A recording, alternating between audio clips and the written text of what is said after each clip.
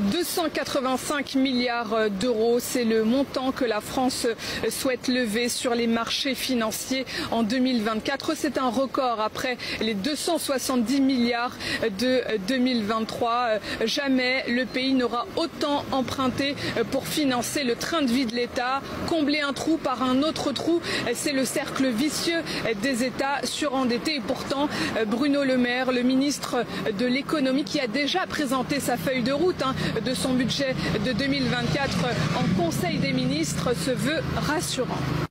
Ce budget 2024 est la première marche ambitieuse pour accélérer le désendettement de notre pays et réduire notre dépense publique. La dette de l'État ne fait qu'exploser année après année. Elle s'établit aujourd'hui à 3 000 milliards d'euros. Elle a gonflé de 800 milliards depuis l'arrivée au pouvoir d'Emmanuel Macron en 2017. Alors forcément, sur la toile, les commentaires de désolation se multiplient. En 2024, la charge de la dette coûtera aux Français quasi l'équivalent des budgets de l'armée et de la justice réunis en pure perte. La dette n'est pas seulement un impôt sur le futur, c'est un impôt qui hypothèque le futur. Pour quels résultats?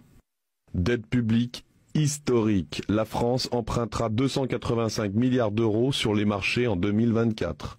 Le Mozart de la finance et Bru sont en train de détruire la France. Les sales macronards continuent de ruiner le pays de manière à le plonger dans l'esclavage pour dette, exactement comme ces ordures l'ont déjà fait en Grèce où désormais l'on doit travailler 78 heures par semaine jusqu'à 74 ans pour s'en sortir. Malgré tout, Bercy prévoit un déficit budgétaire en baisse l'an prochain.